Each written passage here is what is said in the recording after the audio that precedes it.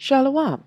This is Adasabat Saiwan returning with the signs of the times.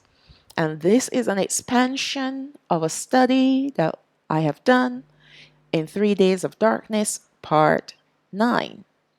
And this Part 1 is called As in the Days of Nach. Now, this particular study was so extensive, it has 2 parts. Parts 1 and 2 are called As in the Days of Nach.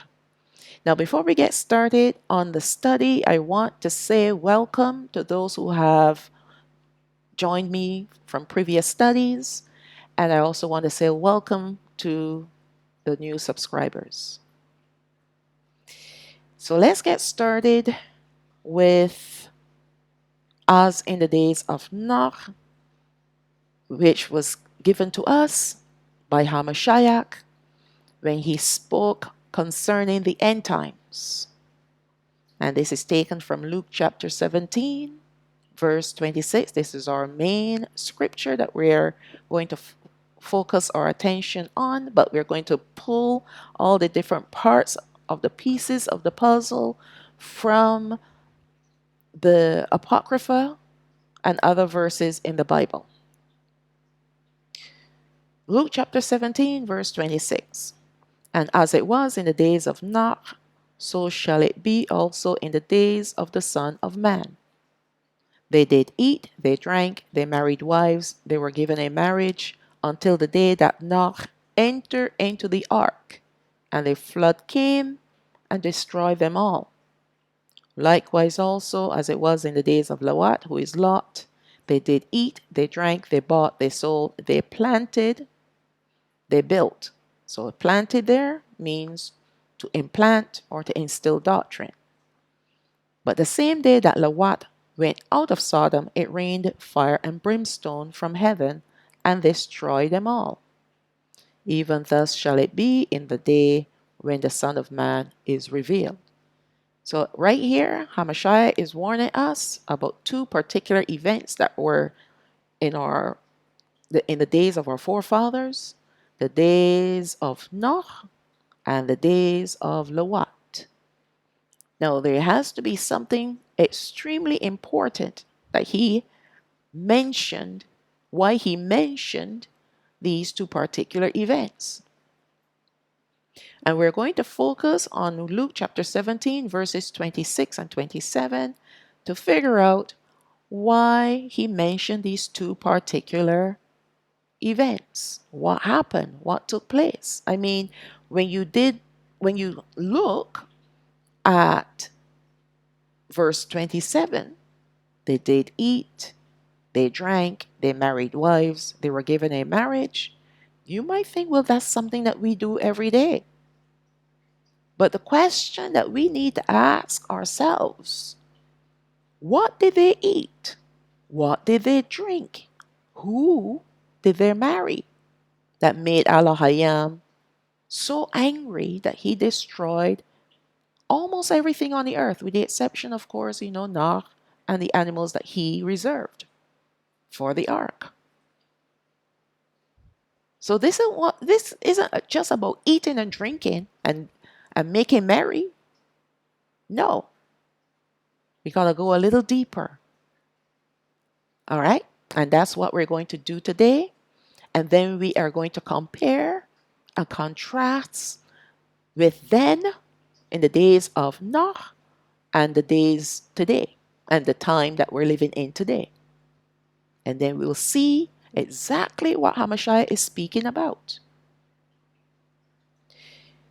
We have been warned to observe the signs, which are the portents of the times, speaking of the seasons, the occasions, occurring all around us every day. It is no surprise that these earthly signs are escalating as what we know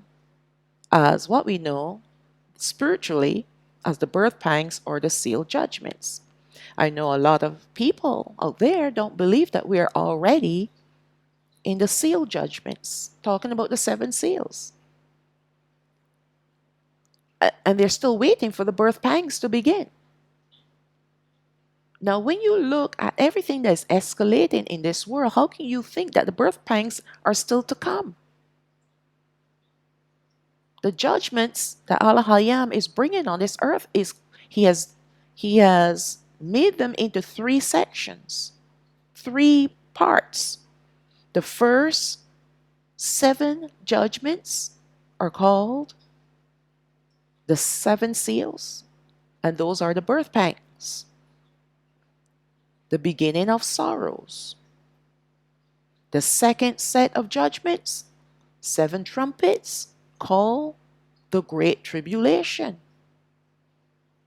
And the last set of judgments, there are the 7 vials. That's the wrath of Alahayam. And right now, we are currently in seal number 4. Seal number 4 has already been broken. Seal number 5 will be broken when the southern kingdom is taken up off this earth. We will not be here for the 5th seal.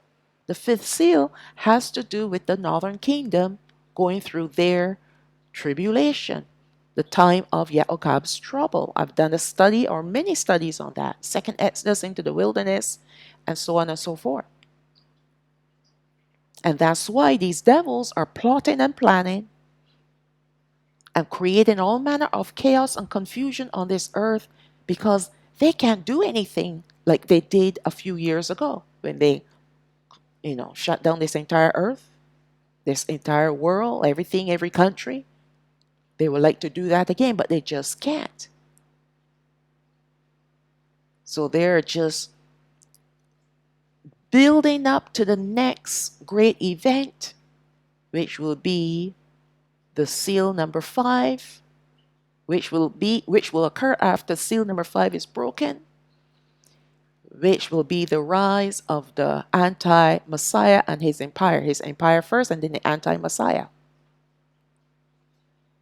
That is coming. But we are not going to be here. The southern kingdom will not be here to see this, or to see these 2 beasts rise up on the earth. We were told by HaMashayach that these things will occur, which will indicate to us the time we're living in. And they will serve as indicators to let us know just how close his return in the clouds will be. This is the reason why he went through a list of things, a list of events that will take place, starting from the time that he was living in and his disciples all the way to the end of time. Because he does not want his people to be unaware. He wants us that when we see these things begin to happen, to look up, for our redemption draws near, and not to become afraid and lose hope and submit to the evil powers that be, because that's what will happen if we lose sight on what he has told us is going to happen. If we lose our faith, if we lose our hope in him because of fear. So he purposely told his disciples all these things so that they can record it for us today, so that when these things begin to happen, we will automatically think, our HaMashayach told us that these things are going to happen, so therefore these things are not happening out of his control, but they're happening right when they're supposed to happen, coming on to the end of time. So this automatically means now that he is getting ready to come for us. These are the thoughts that we have to have going on in our minds and in our hearts. We're supposed to be setting our hearts on going home to be with him. And I'm not talking about dying either. I'm talking about us being regathered off this earth. We will return with him. Revelation chapter 19 tells us that he is coming back with the saints on white horses. They're the southern kingdom. So we are going to be temporarily lifted off this earth until the judgments are completed on this earth. And then he will bring us back to join with the northern kingdom and be made one in his hand. And that's when he's going to reign on the earth for 1,000 years. All this I covered in the Revelation series and other studies attached to the Revelation series. Now, the days of the Son of Man that he spoke of in Luke chapter 17, verse 26, are the combined days of the 3 days of darkness preceding him coming in the clouds, which will be the judgment for the southern kingdom. So the 3 days of darkness that are coming, that is going to precede him coming in the clouds with power and great glory, will be the judgment for the southern kingdom. The separation of the righteous and the unrighteous. The unrighteous will be destroyed during the 3 days of darkness, speaking of the southern kingdom, and the righteous will be regathered. But no one on this earth will know what happened because of the darkness. That's why he said, in the days of the Son of Man. Because these are his days of judging his people. Just like the great tribulation that is coming against the northern kingdom. That will be his judgment against them too, to separate the sheep from the goats. Has to happen. Every person on this earth will be judged, whether to be found righteous or unrighteous. There are 2 particular parables that HaMashayach used as indicators for the signs of the times to help us to understand just how depraved mankind would become, that will usher in his return in the clouds to regather his people. He spoke of the days of Nach and the days of Lot, who is Lot. We're going to focus this study on the days of Nach to see the significance of what HaMashayach was speaking about concerning these 2 periods of times. So we know already, because these 2 stories are the most preached on stories, or preached about stories. Well, they're not stories, they are our history. What happened during our forefathers' times. So everyone knows the story about Noah and the ark, Nach and the ark. And everyone knows the story about Lot, Sodom and Gomorrah. And both these 2 periods of times came with judgments. One judgment of water, the other one judgment of fire. But we're going to focus on Nach first. Also, what we're going to look at is the reason why Alahayam Yahawah was so angry that he brought the flood. What was going on the earth that caused Alahayam to destroy almost everything that he created? Nach, who is called Noah in the Bible, was of our lineage, the lineage of Yashraal, but not of our tribes. The progenitors were not yet born. So Nach was a part of our lineage, starting from Adam and Hawa, and we have Sawath, who is Seth, and we know we have sons in between there. Imagine a thread passed down from Adam and Hawa, passing down to Sawath, to other sons like Hanawak and Yarad and Noah, who is Nach. And I'm skipping through some names there. Obviously there are other names in between that were also part of the lineage, but I'm calling the more noted names. All right. And then, of course, we have Nach, and he had his three sons. Then from his three sons, we have Sham, actually. Sham. And then from Sham, we have Eber or Obar. And then from there, we have uh, other sons until we reach Abraham. And then from Abraham, we have Yatsachah, Yaokab. The progenitors are the 12 sons of Yaokab, from where the 12 tribes derive. So before the 12 sons of Yaokab, all of our forefathers that were a part of the lineage, part of this thread, they're called the lineage of Yashrael until the 12 tribes arrived through the 12 sons of Yaokab. So Nach was of our lineage. He was found righteous in the eyes of Alahayam at a time when the earth became very corrupt.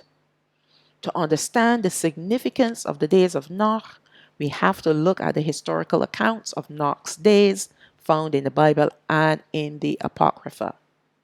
So we're going to start with HaMashayach, the book of Genesis, chapter 6, starting from verse 1. And it came to pass, when men began to multiply on the face of the earth, and daughters were born unto them, that the sons of Alahayam saw the daughters of men that they were fair, and they took them wives of all which they chose. And Yahawah said, My Ruach shall not always strive with man, for that he is flesh, yet his days shall be 120 years. Now I have some highlights here. I'm going to come back and address these highlighted sentences, okay? Verse 4.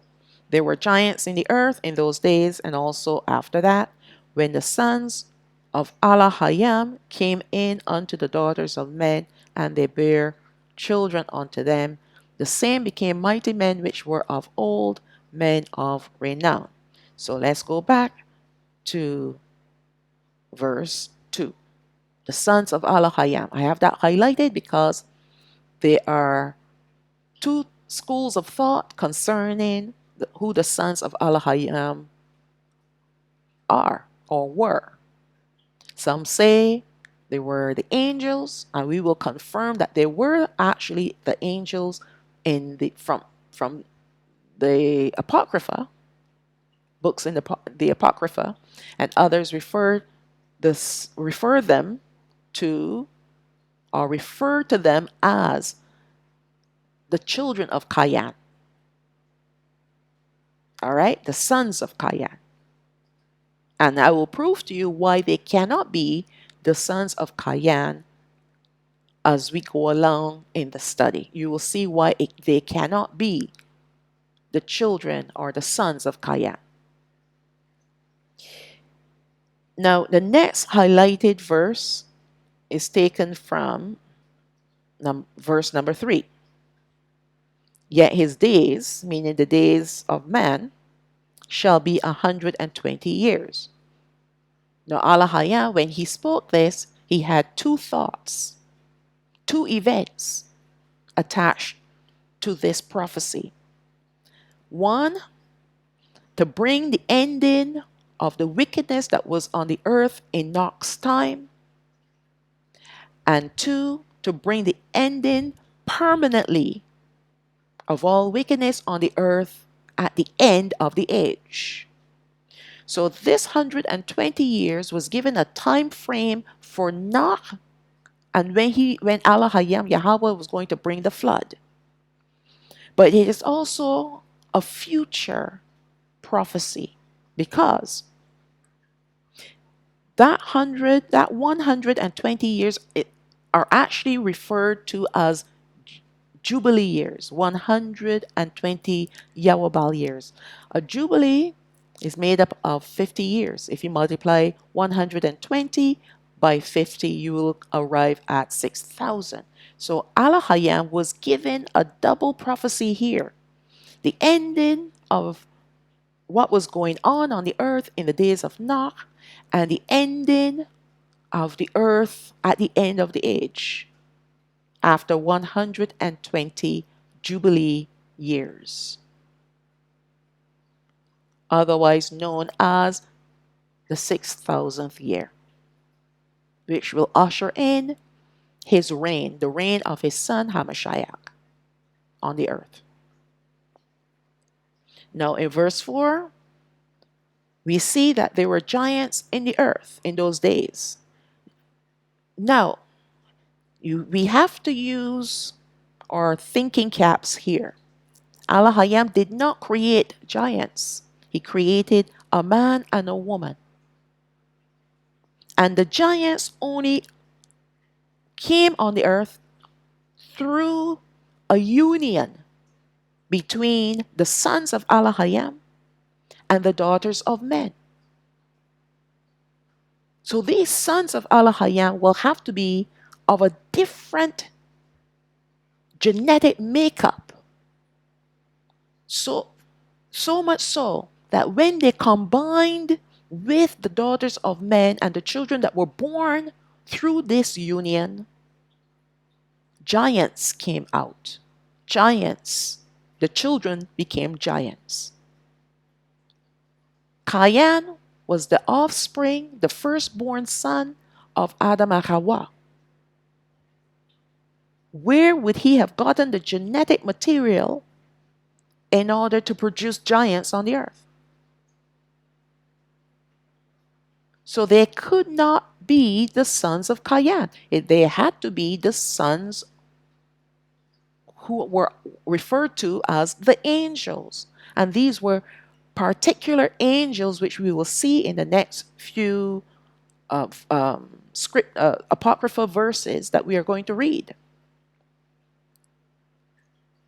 They're specific angels that were sent to watch over mankind.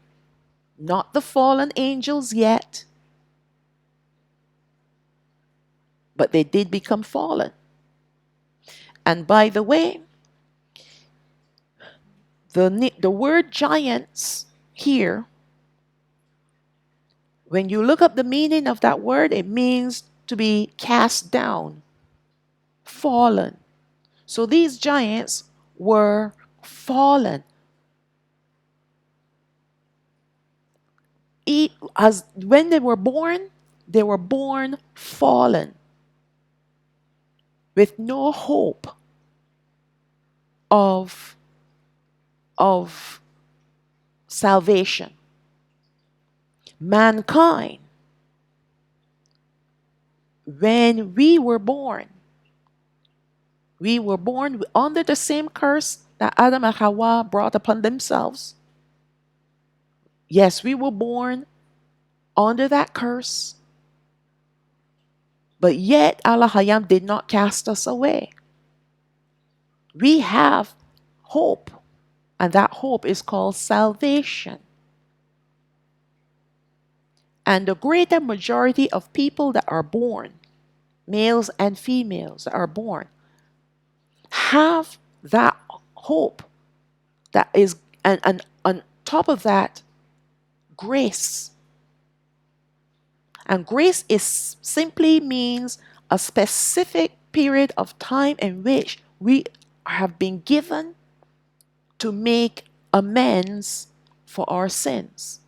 Because there will come a time when we will come to the crossroads to choose which way we want to go. If we want to continue on in sin, or we want to repent for our wicked ways, do an about turn, and serve the Most High. That is what grace is for.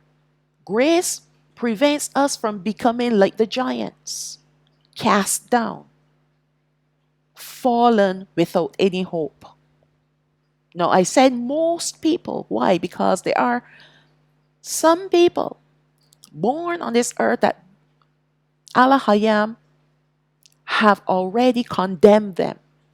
If you doubt me, it is found in the book of Revelation, where he said there are some whose names are not written in the Lamb's book of life. And those people whose names are not written in the Lamb's book of life, their names weren't blotted out. They were never written in the first place. And you're going to see as we go along in this study why that is. Because some people born on this earth are Nephilim. And that's who these giants were called, are called Nephilim. Nephilim will not have salvation. Anyone with Nephilim bloodline will not have salvation. They are automatically condemned. They may continue living on this earth because Alahayam at the end of the age will judge them and destroy them. All right? When he is ready, he will bring judgments on this earth to bring a completion of evil and wickedness that these fallen ones have brought on the earth, along with their fathers and the Satans and the other fallen angels. He's going to destroy it all. But he is allowing them to do their dirty deeds, not for as long as they want to or how they want to, but because he is allowing them to judge us, to sift us, because we are forced now to make a choice whether we want to serve them and do what they say to do, or we want to serve him, Alahayam. So that's the only reason why Alahayam is allowing evil on this earth, to sift mankind. We have to choose whom we will serve.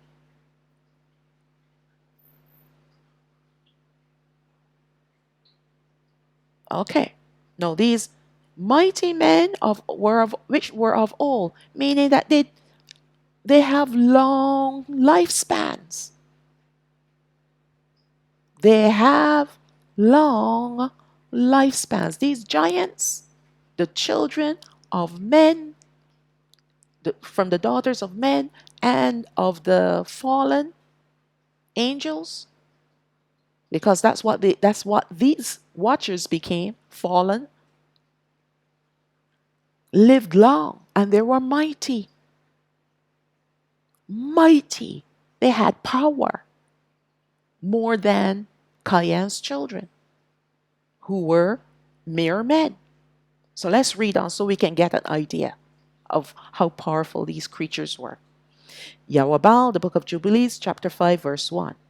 When the children of men began to multiply on the face of the earth, and daughters were born to them, and the angels of Alahayam saw them on a certain year of this Yahawah, that they were beautiful, and they took themselves wives of all whom they chose. And they gave birth to their sons, and they were giants. So now we have clarity. Now we have clarity as to who the sons of Alahayam were that was mentioned in the book of Genesis, the book of HaMashayach. Because of them, lawlessness increased on the earth, and all flesh corrupted its way. So let me pause here for a second. Masha said, because Masha was the writer of this book of Jubilees, he said because of them, meaning because of the giants, lawlessness increased on the earth, and all flesh corrupted its way. And the reason why that happened, remember what I said before, these are the Nephilim. They were born fallen. We, although we were born under the curse of death, we were born under the curse that was brought on by Adam and Hawa, we still have hope. And that hope was governed by grace until a time came when we were given a choice. We have come to the crossroads in life to choose which path we want to continue on. And that grace hovered and shielded us from many evils. There were just some things that we could not do or think of doing. Yes, we sinned. But there were just some things we could not do because Alahayam still had a hold on us. And he helped to govern us through something called conscience.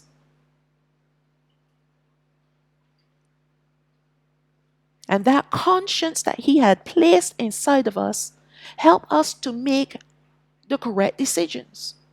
And when we didn't, we felt bad. So bad that we didn't want to do it ever again. All part of the grace that he extended to us. So that, let's think of something grotesque. How about murder? Committing murder. That would not cross our minds. No matter how angry we may become with someone, we would not want to think of killing another human being. You'll just get angry, maybe feel like saying a few bad words, and walk away. For the most part. You might get into fights. But at some point in time, something kicks in. Especially if you have a hold on you. The ones that don't have a hold on them, they will commit the murder. And they would do all manner of obscene things because there's no conscience, there's no feeling of empathy, sympathy, compassion, nothing. All those are qualities of Alahayam that he's given to us to make us who we are, people. Until we come into the knowledge of who we are and who he is, and begin to grow and mature in our spiritual walk. But these fallen ones, the giants, that's why they were lawless and corrupted everything, the flesh on the earth, speaking of the animals and the children of Cain. Some of Sawat's children came down the mountain and mingled with them. But they were sick of it and they wanted to go back up the mountain. And Alahayam said, no. I did a study on that in the book of Revelation. All flesh corrupted its way. Men and cattle and beasts and birds and everything that walked on the earth were all corrupted in their ways and their orders. And they began to devour each other. Meaning the giants. They began to eat one another. They sinned against men. So you know what they were doing? Men with men. Men, they were sinning with the cattle and the beasts and the birds and anything that walked on the earth and even in the water. Because these Nephilim offspring, the offspring of these fallen angels, had an insatiable appetite. They could not be satisfied in anything. And that's why they had to go to this extreme to satisfy or somewhat try to satisfy their desires. Desire for food, desire for violence, desire for intercourse. Because that's what they did. And it pleased their fathers, the fallen ones, when their children, the offspring, the Nephilim, did these things, because the more blood that was shed on the earth, the more power was transferred to them, meaning the fallen ones.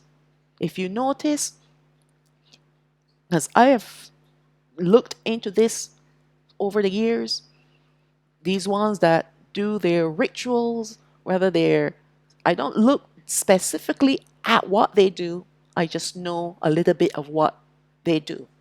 When they sacrifice a person,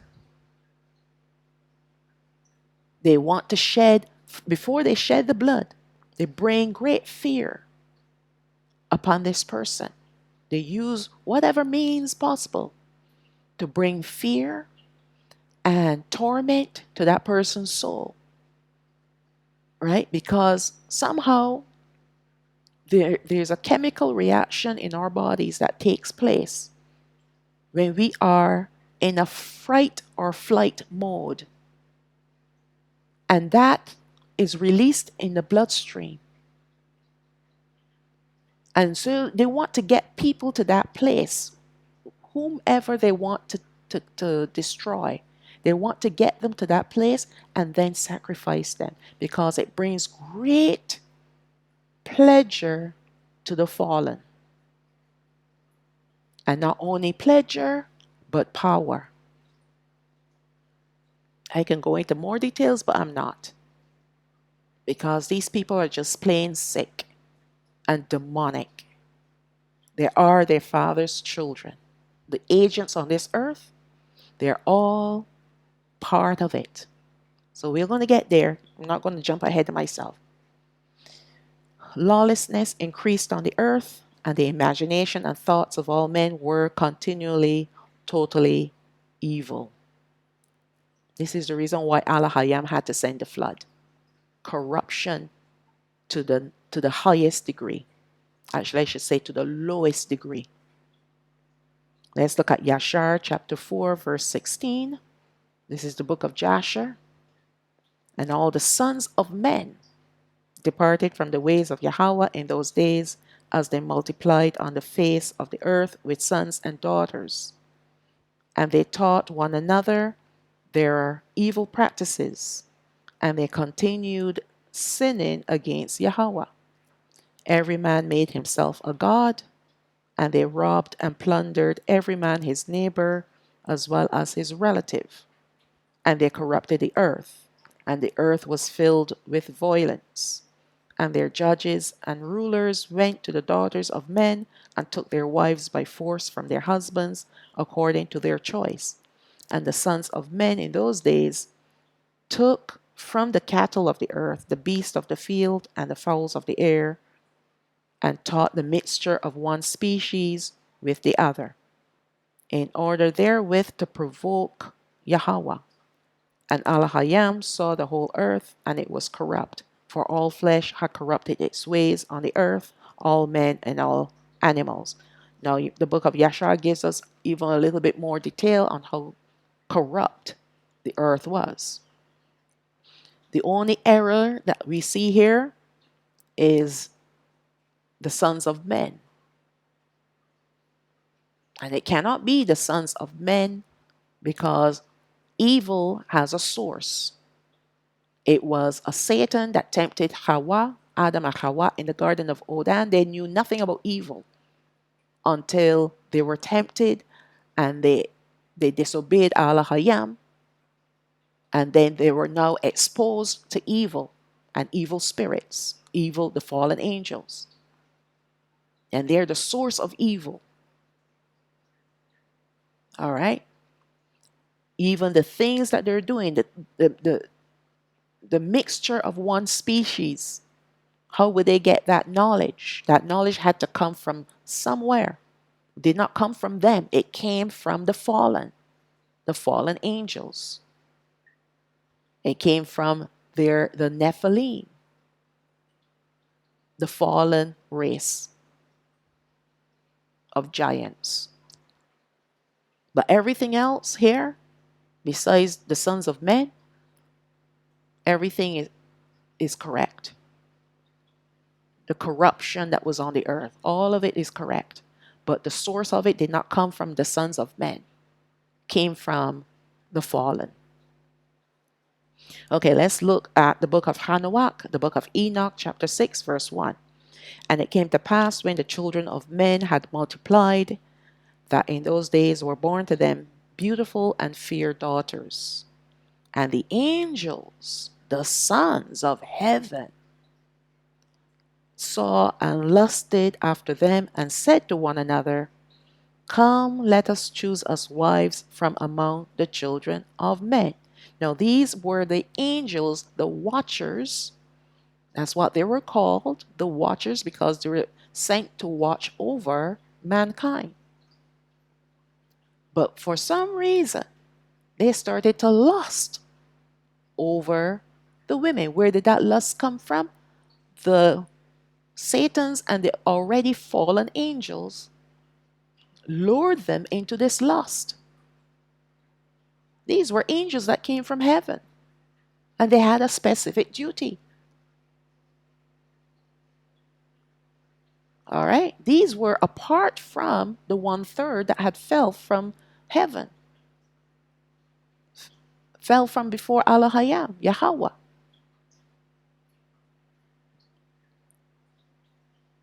Verse 3. And have children with them. So they took wives from among the children of men and have children with them.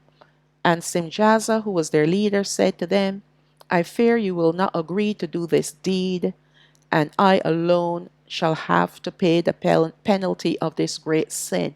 So even before they committed the sin, the act, the abomination, they already knew that it was a great sin. Before they did it, they knew what they were doing. But they were so driven by lust that they were willing to go ahead and do it. And this is what lust does to us. Any kind of lust. Any kind of lust whatsoever. The lust will cause you to do the unthinkable. Especially when it's taken full control over you. And they had taken full control over them to the point where they were ready and willing to do this thing even though they knew what would become of them. Now let's understand why this was considered a great sin, an abomination. Because angels were created perfect. They dwelt in the presence of Alahayam Yahawah. They did not need to procreate. They did not need wives. Mankind, on the other hand, was created for the earth. Angels were created for heaven, to live in the spiritual realm with Yahawah. People, mankind, was created for the earth. When Adam and Hawa were created, they were created to be both spiritual and physical. But because of their sin, they fell. They fell. But with hope. There is hope for us because of Alahayam when he took them out of the garden to make sure that they would not eat of the tree of life and be lost forever. That's why he took them out of the garden, to preserve their hope. If he had allowed them to remain, they would have been just like the fallen angels. No hope, no salvation.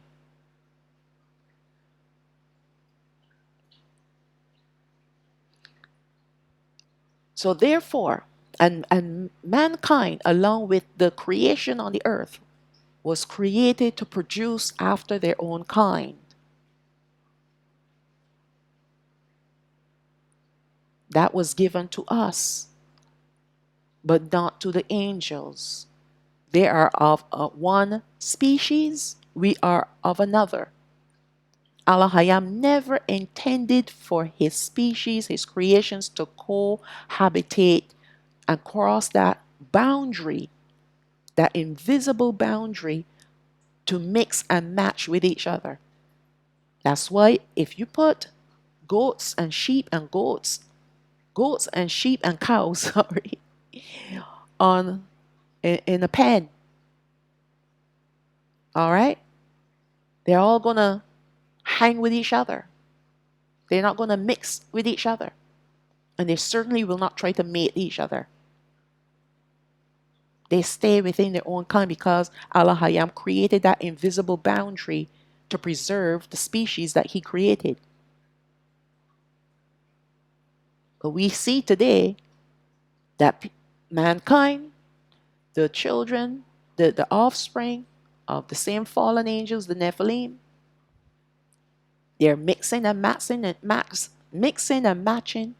splicing and dicing the genetic material and creating other species. Look at how many kinds of dogs there are. Look at how many different type of breeds of cats and cows and you name it. There are lots of different breeds. When Alahayam created them, He didn't do that. This is the hand of the Nephilim. There are some animals that Alahayam didn't even create. I can tell you one off the bat, gorillas. He didn't create them. He did not create them. And panda bears, he did not create them either. Those were the handiwork of the agents and the children of the Nephilim. They're the latest offspring of the Nephilim. Let's just call them Nephilim, because that's what they are. Evil to the core. And that's why they're genetically modifying just about everything that we have to eat.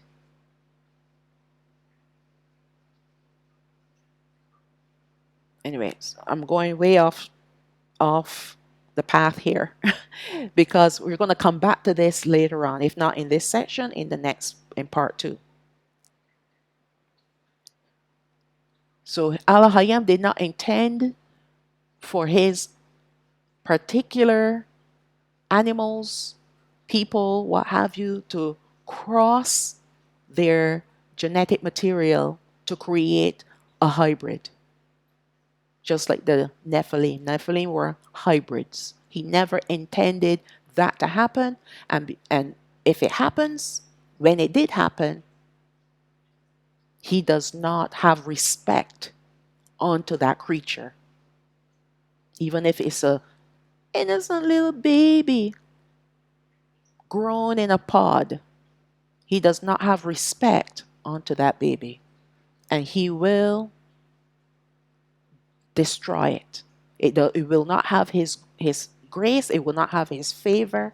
It will not have His attributes, which would be compassion and empathy, because these are perfect host bodies for the Nephilim spirits that are roaming the earth. Okay, we're going to get to that. We will, I promise. So that's what the great sin was, an abomination. The angels mating with the daughters of men. That was an abomination. The children that they produced, the Nephilim, were an abomination before the eyes of Alahayam. That's why they were lawless and incredibly evil. There was no restriction to their imaginations and thoughts and the evil that they could commit. Verse 5. And they all answered him and said, let us all swear an oath and all bind ourselves by mutual curses, so that we will not abandon this plan, but to do this thing. Then they all swore together and bound themselves by mutual curses. And there were in all 200 who descended in the days of Yarad in the summit of Mount Hermon. And they called it Mount Hermon because they had sworn and bound themselves by mutual curses on the act. So when they descended, these 200 angels, the watchers, they were watchers. They were not fallen. In fact, let me just say this, the fact that they started to lust, they were now entering in to a fallen state. And once they committed the act, then they were completely fallen, just like the 1/3 that fell. Now, when they descended on the summit of Mount Hermon, there's a portal. There's a portal. There, listen, there people may not understand this, but the way how evil spirits come into our atmosphere are through portals.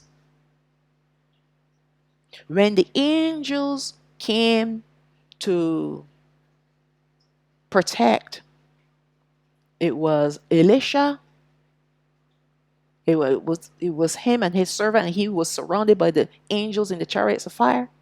Where do you think? How do you think they got here on the earth?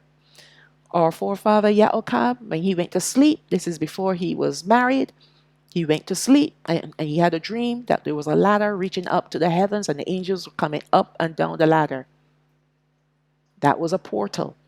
HaMashayach, when he comes to the earth in the clouds, and then again when he comes on his white horse along with his saints on white horses, they're going to be coming through the eastern portal.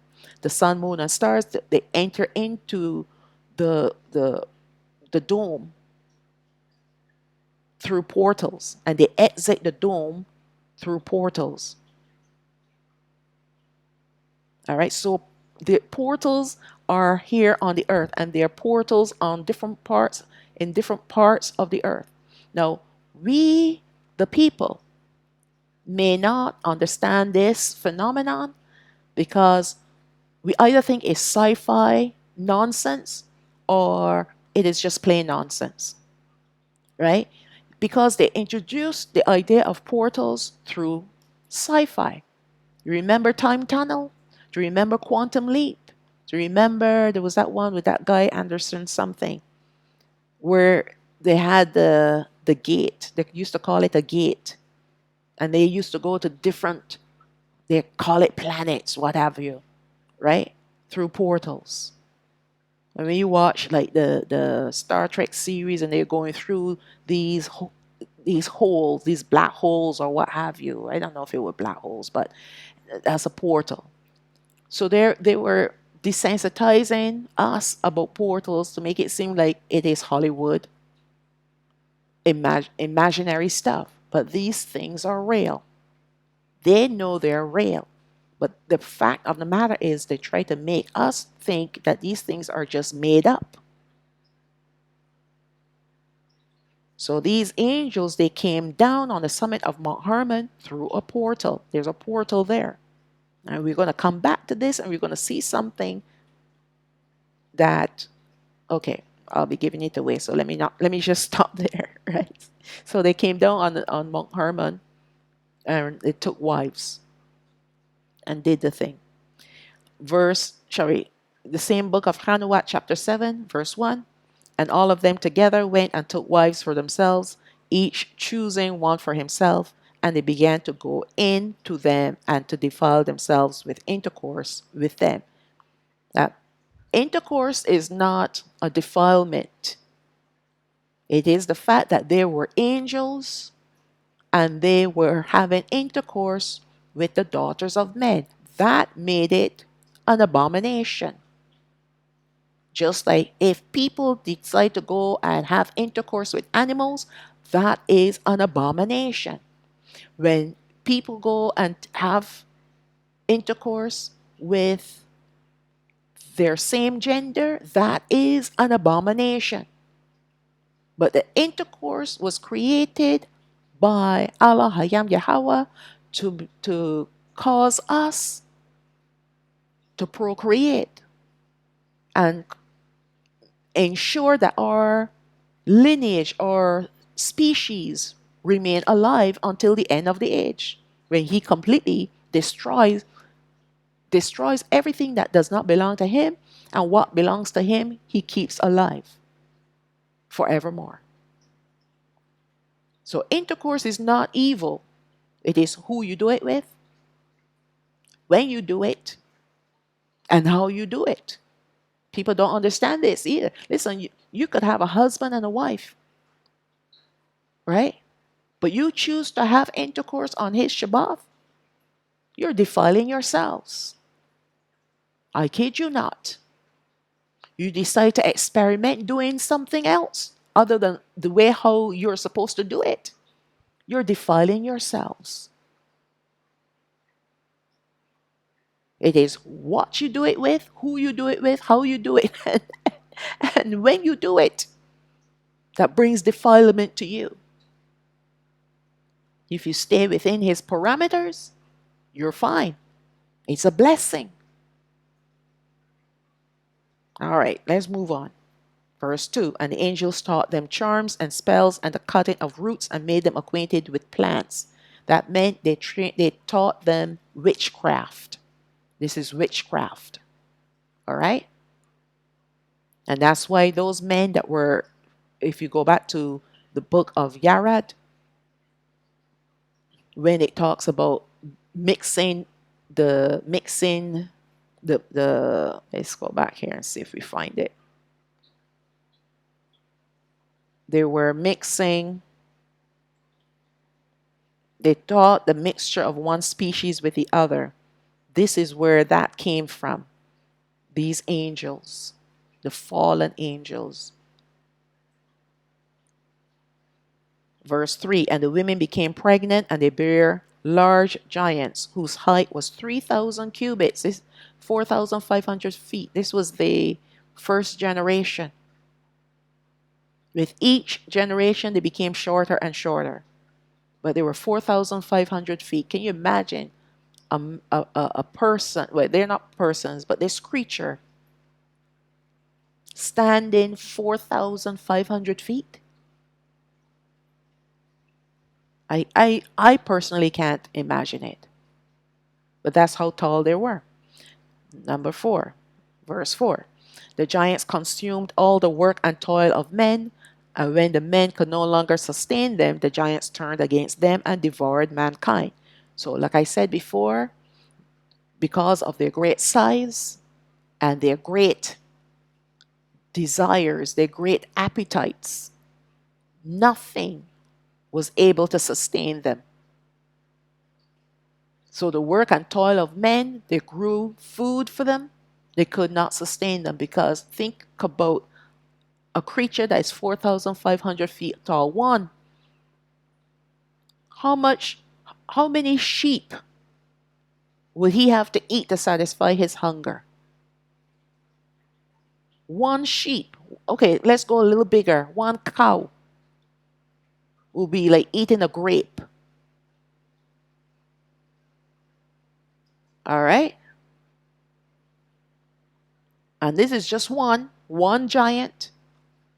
There were 200 angels, fallen angels. So that meant that they had 200 sons plus. Because I'm sure they kept breeding the women.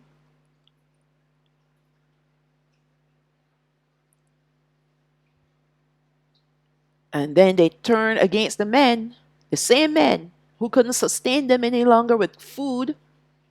They turned around and ate them. And when you look at a man, say like a man, an average sized man, 6 foot tall, let's just use that, we're being generous there.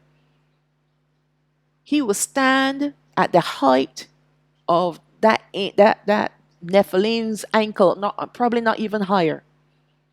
He's smaller than a cow. So he be like chewing on a toothpick.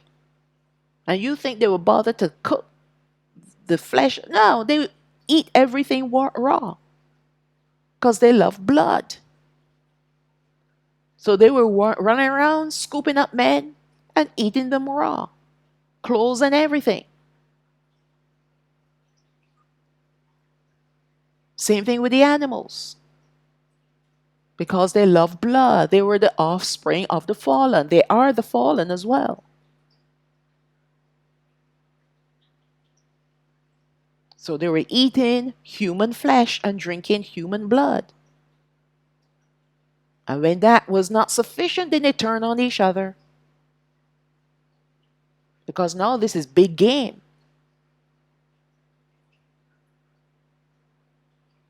And they began to sin against birds and beasts and reptiles and fish, and to devour one another's flesh and drink the blood. They're the ones that created the dinosaurs. Why do you think that Alahayam did not allow dinosaurs to go into the ark? Because they were not created by him.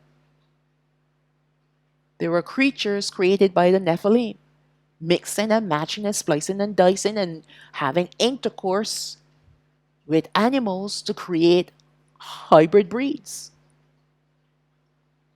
That's why the dinosaurs were so huge, because they had Nephilim bloodline in them.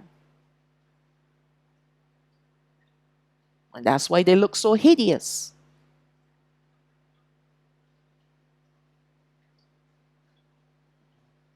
Verse 6.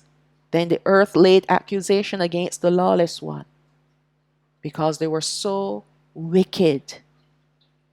These are all the things that these creatures, these fallen Nephilim creatures, committed on the earth. Okay, let's look at chapter 8 of the same book of HaMashayach, verse 1. And Azazel taught men to make swords and knives and shields and breastplates, and taught them about metals of the earth and the art of working them, and bracelets and ornaments, and the use of antimony. We're going to come back to that, and the beautifying of the eyelids, and all manner of precious stones, and all coloring dyes. Now, as we read this, you might think, but okay, why is this wrong? Okay, first of all, Azazel is a Satan. All right, and he's the one that is being cast into the bottomless pit, and he will return to possess the beast empire number 8, the last beast empire. He's the one that HaMashayach is going to destroy. Azazel is mentioned in the Bible. If you look up the word scapegoat, you will see the name Azazel, because it is this creature here. Azazel taught men to make swords and knives and shields and breastplates, because he was teaching them how to war against each other. And not just to war, but how to slice each other up and prolong their lives. That's why they had shields and breastplates. If they didn't have shields or breastplates, then the fight would be over. So what he was promoting was blood sport. They will fight and fight and fight and fight, and cutting each other and bleeding, but not dying just yet. So it was a way in which their lives were prolonged before they die from either the loss of blood or that last fatal blow. Because that's what they taught them too, the fatal blows. And the art of working them, about the metals and everything. How to use metals and make bracelets and ornaments. Now this antimony is a special kind of, it's a type of a metal. All right? And it's used to make alloy strong. So if you want to mix copper and tin together, I believe there's soft materials, soft metals, and you add antimony, it hardens them and make them firm enough. But besides that,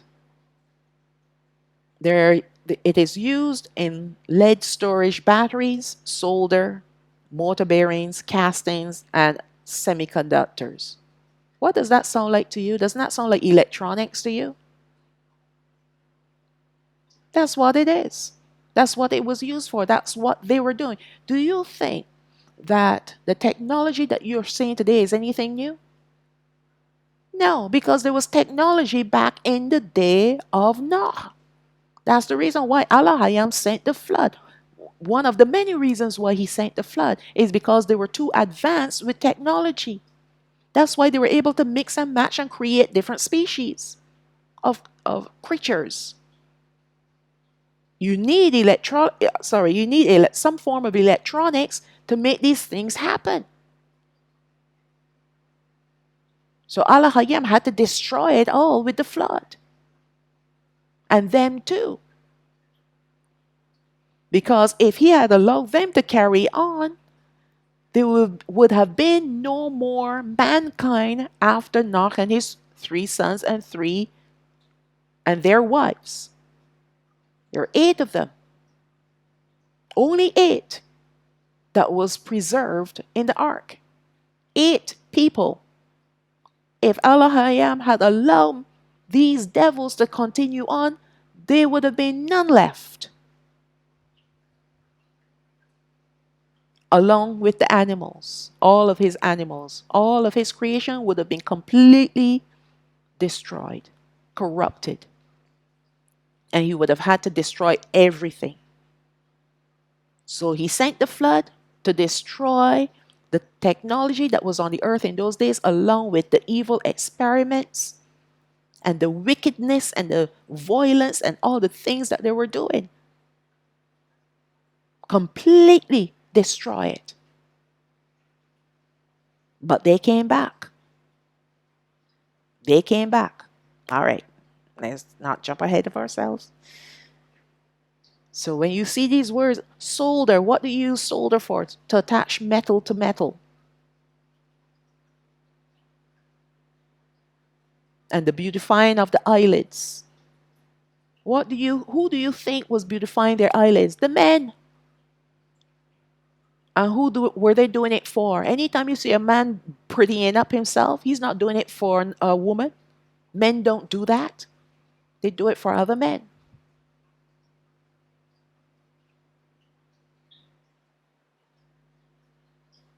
And that's why it was an abomination for Alahayam. Because men were going with men. And all manner of precious stones and all coloring dyes. How to pretty up themselves. Let me tell you something. You think makeup was created to make women beautiful? No, it was not. Makeup was created to make men like women. To make them pretty like women. And that's why now we see what's happening with the Rainbow Coalition, how they're inverting and causing men to be like women and women to be like men. And how the men complete the picture, because without makeup, they look hideous. But you put on the makeup, you can make them look beautiful. But let them take off that makeup and you see how hideous they look. I watched this person putting on makeup and all the different steps that they have to go through to create shadows here and create high cheekbone and this around the eyes and this and this and that and that. And I'm like, oh my goodness. You need like 4 hours to put all that makeup on before you go anywhere. A real woman, all they want to do is dash some powder on their face and put on a little bit of lip balm or something to make sure you don't have chapped lips. And you go through the door. That's how real women are. All right? Because we are secure in our own selves. And we have feminine beauty. We don't need to use a whole bunch of makeup for that. We don't need to do that. And that's why even women that put on a whole lot of makeup, they go another step further and they go and do the body enhancements because they're not satisfied with just putting on a whole bunch of makeup. Could peel it like a pancake off their face. It's not necessary. If you're a woman, 100% born that way, you have feminine beauty. Just make sure you're clean. If you want to take the shine off your face, put a little powder, dab a little powder on your nose and your cheeks and what have you, you're good to go. Real men, they will see your beauty.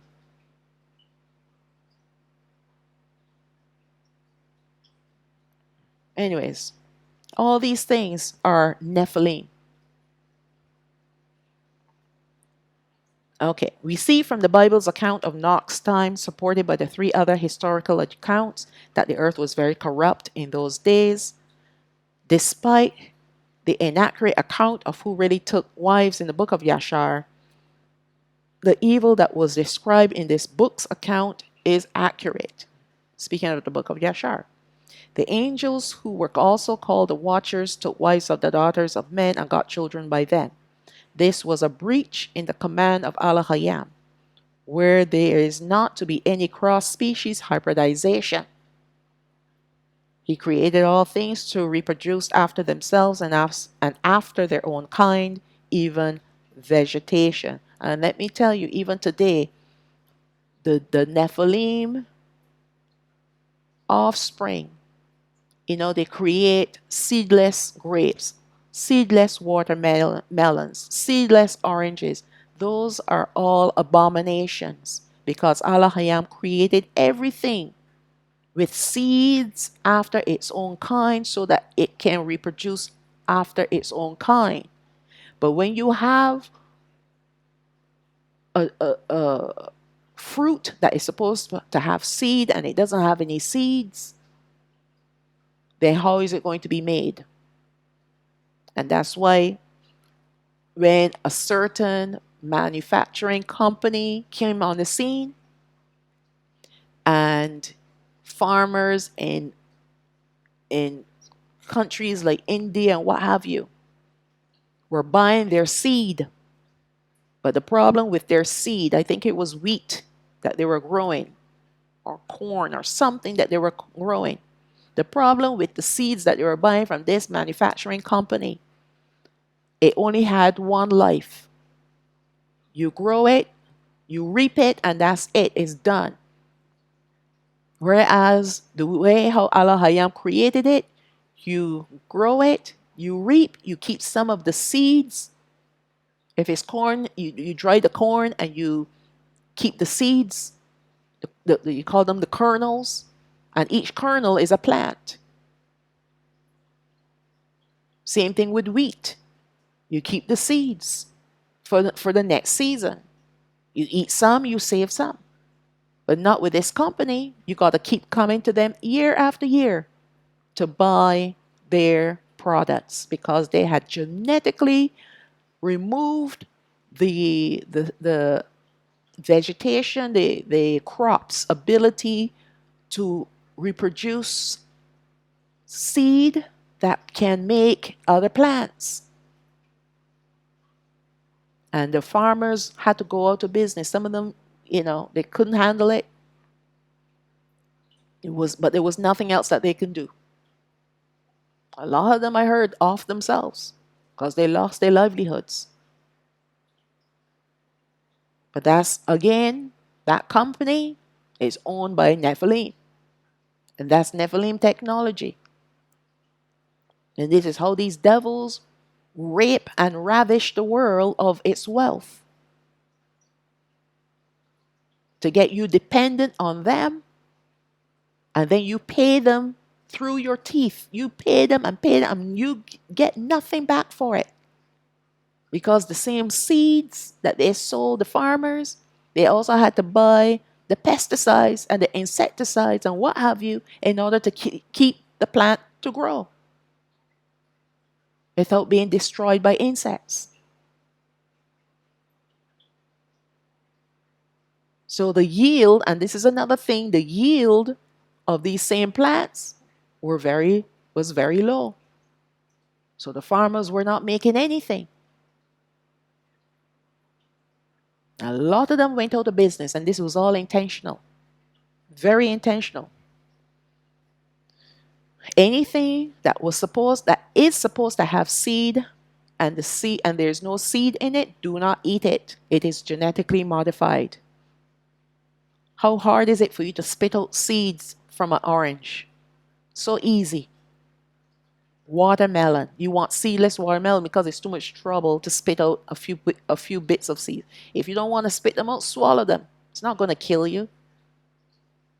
Same thing with grapes that have seeds in them. Actually, grape seeds are good for you.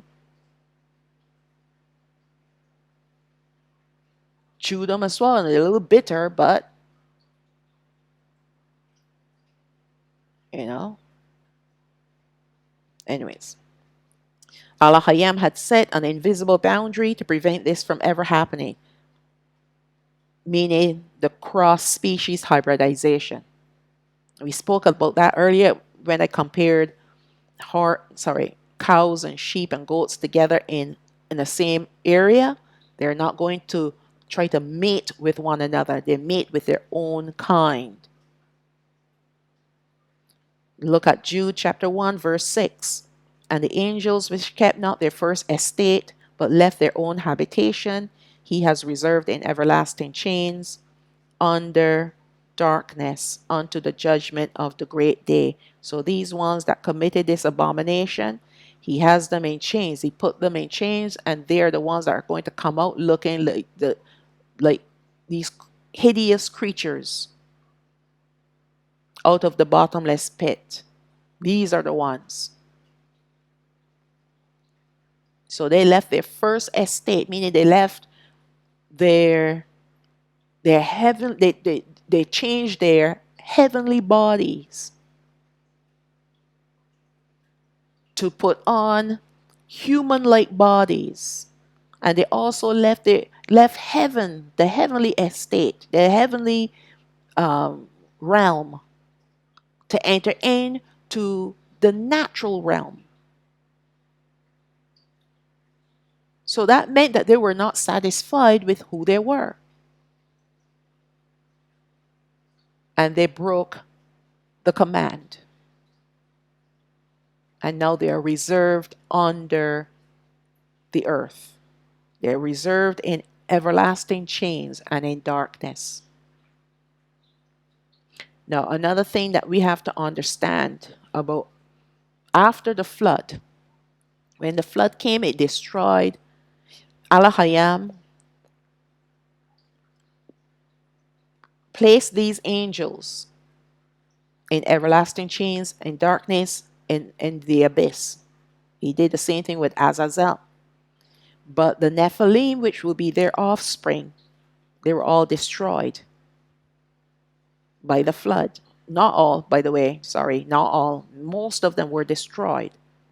However, their spirits still roam the earth. Remember, our physical body is just the outer layer.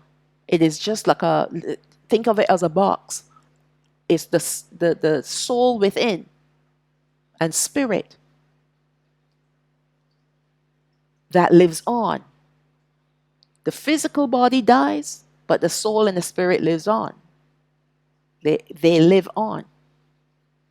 And because these Nephilim giants, well, they're Nephilim, they were hybrids of human, of mankind, and angel. So Alahayam will create the lake of fire, and that's where he's going to cast all of them. Do you remember that time when that young man that was possessed by demons, by devils? These were fallen angels, by the way. Not fallen angels, sorry. These were Nephilim spirits, by the way, because that is what they become. Evil spirits that roam the earth. You call them familiar spirits, or you can call them evil spirits, unclean spirits, what have you.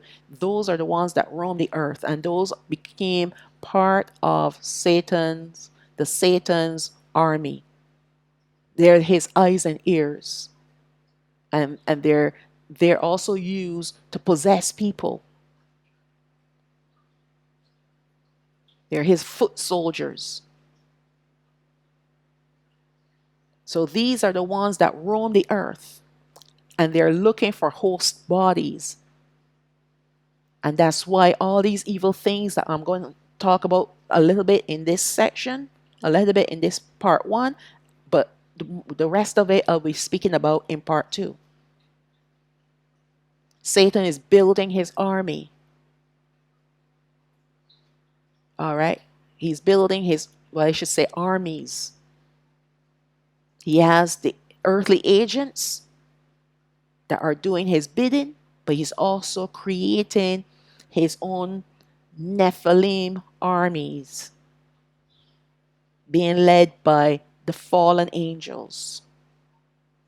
Them, the Satans, they're too higher up. They're the ones that possess the empires. And the empires are what helps to rule this earth, to bring about the wickedness and even passing the laws to allow wickedness to reign on the earth.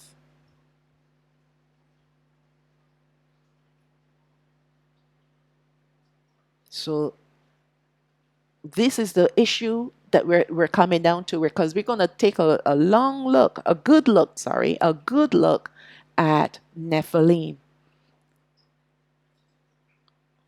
about the giants. So the floods came and destroy majority of them, but not all of them. All right, and I'll show you how and why. All right, I'll show you how and why. Now let us consider the giants that were on the earth after the flood, to know for a fact that they never left the earth completely, and they are still here today. Do you know that? They are still here today. I'm not talking about the evil spirits roaming this earth. I'm talking about actual Nephilim. Giants are still here. Although the flood killed off most of these giants, they're still existent. There's still evidence that they returned after the flood. We will consider what had happened in the next study. Masha showed us that these giants returned after the flood, and there were other proofs in the Bible that these giants had returned. So he said, in those days, this is found in Genesis chapter 6, HaMashayach chapter 6, verse 4. And speaking of the days of Nach before the flood, and also after that, is referring to after the flood. So in those days, meaning the days of Nach, and after those days, meaning the days after the flood, he said there were giants on the earth. All right? So let's take a look at these giants after the flood that never left it, that has not left the earth completely. They left, yes, but they came back. All right, let's talk about that a little bit. How would they have left the earth and then return? Remember that these Nephilim were being taught by fallen angels. They were taught technology. Don't forget that these same 200 angels that came down on Mount Hermon came through a portal. Remember I told you I was going to come back to Mount Hermon? So the most powerful of these Nephilim would have escaped through the portal on Mount Hermon into the spiritual realm. Remember, they're part angel, part human. So it was possible for them to do that because they had the power in order to do it. And Alahayam permitted them. Yes, he did. He could have shut down the portal, but he didn't. But he permitted them because he's going to use them to sift his people and to sift the people on this earth. Okay, let's read a little bit about these Nephilim. Bamadabar chapter 13, verse 32. This is the book of Numbers, chapter 13, verse 32. And they, the 12 spies, and these are the heads of the children of Yashraal, and this is found in verse 3 of that same chapter, brought us an evil report of the land which they had searched unto Habanai, old Yashraal, the children of Yashraal, saying, the land through which we have gone to search it is a land that eats, that devours, that destroys up the inhabitants thereof. And the people that we saw in it are men of a great stature. Now, this is when Masha sent the 12 spies to search out the land filled with milk and honey, the land of richness and goodness. All right? Alahayam was ready to let them go in and take over the land.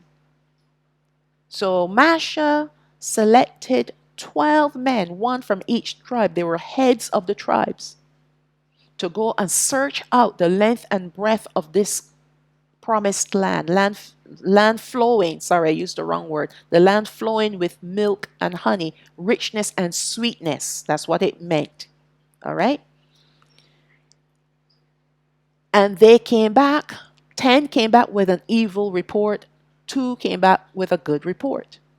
Yes, there were giants in the land, but what they brought with them were the evidence of what was growing in the land. It took 2 men to carry a bunch of grapes. That's how enormous these fruits and what have you were in the land. And that was not from technology, by the way. Alahayam would not permit them to use technology in the land that he was going to give to his people.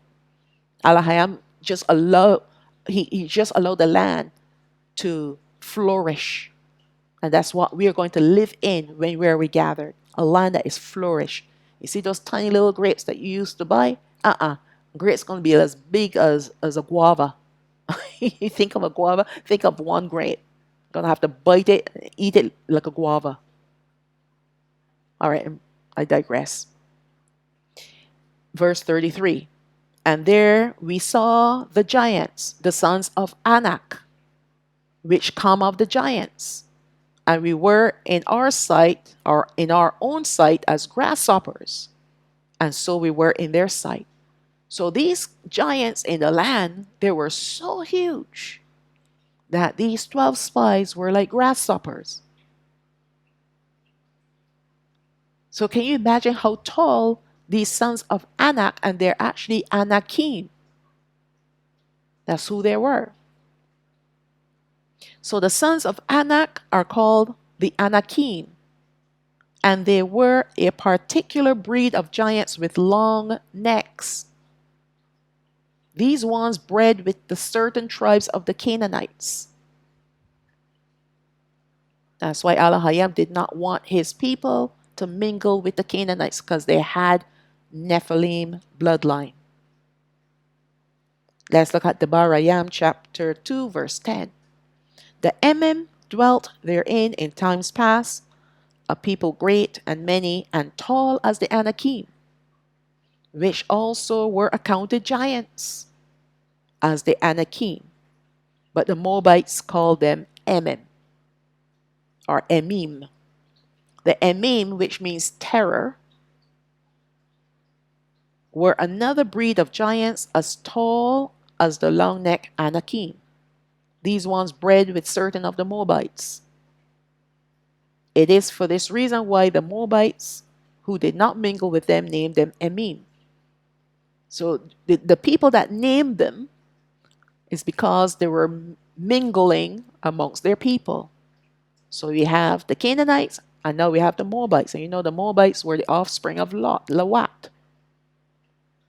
Same thing with Ammon.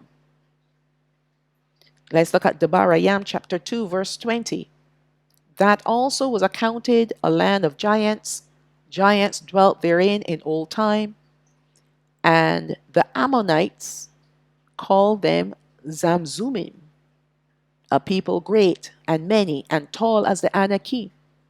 But Yahawah destroyed them before them, and they, meaning the Ammonites, succeeded them and dwelt in their stead. So Alahayam helped them out by destroying these Zamzumim from amongst them. And again, the Zazumim would have been breeding with the Ammonites. So their name Zamzumim means plotters, were another breed of giants, tall like the Anakim. They bred with the Ammonites. So let's look at Debarayam chapter 3, verse 11. For only Og, king of Bashan, remained of the remnant of giants. Behold, his bedstead was a bedstead of iron. Is it not in Rabbah of the children of Ammon? 9 cubits was the length thereof, and 4 cubits the breadth of it, after the cubit of a man. So after the measurement of a cubit of a man. So Og, the king of Bashan, was the last of the giants for a particular breed of giants, not the last of all the giants. No, he was not. He was the last of this particular breed of giants. We know that there were more giants that existed even after Og. We're going to look at that in a bit. To have an idea about his stature, let us consider the size of his bed in feet, the measurement of feet. 18 inches equal 1 cubit. So we have 9 cubits times 18 equal 162 inches, and we divide those inches by 12 inches to get the feet, because 12 inches equal 1 foot. And we have the measurement for the length, it would be 13.5 feet for the length. And we do the same thing for the width. 4 cubits was the breadth of it, times 18 is 72 inches, divided by 12 equals 6 feet wide. So his bedstead was 13.5 feet long and 6 feet wide. Og would have been about 12 to 13 feet tall. He will have to be slightly shorter than the size of the bed. So if the length of the bed was 13.5 feet, then the tallest he would have been was 13 feet.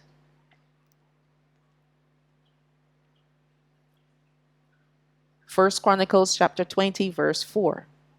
And it came to pass after this that there arose war at Gezer with the Philistines, at which time Sebechai the Hushathite, let me repeat that again, Hushathite, who is Dawad's warrior, slew Sippai, that was of the children of the giant, and they were subdued.